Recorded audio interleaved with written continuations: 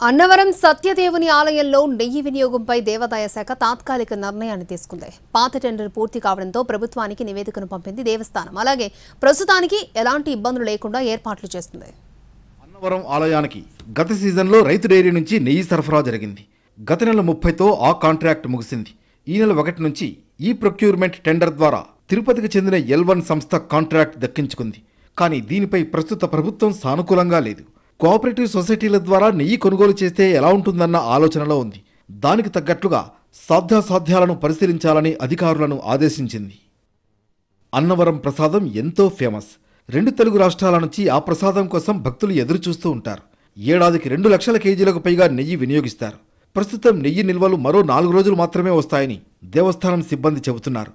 ఈలోపు దేవాదాయ శాఖ శాశ్వత ప్రాతిపదికన నిర్ణయం తీసుకోవాల్సి ఉంటుంది. ప్రస్తుతానికి తాత్కాలికంగా 15 రోజుల పాటు విజయ డైరీ నుంచి నెయ్యి కొనుగోలు చేయాలని అధికారులు నిర్ణయించారు. ఆ తర్వాత ఉన్న వెసులుబాటు, అవసరాలను బట్టి డెసిషన్ తీసుకునే ఛాన్స్ ఉంది. కేజీ 484 రూపాయలకు టెండర్ దక్కించుకున్న సంస్థ సరిపడా నెయ్యిని సరఫరా చేయడానికి సిద్ధంగా ఉంది.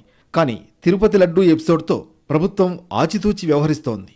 అన్ని ఆలయాల్లో ఒక పాలసీ ప్రకారం నడిచేలా పకడ్బందీగా చర్యలు చేపడుతోంది. దానికి తగ్గట్లుగా నెయ్యి కొనుగోలుపై నిర్ణయం తీసుకుంటుంది.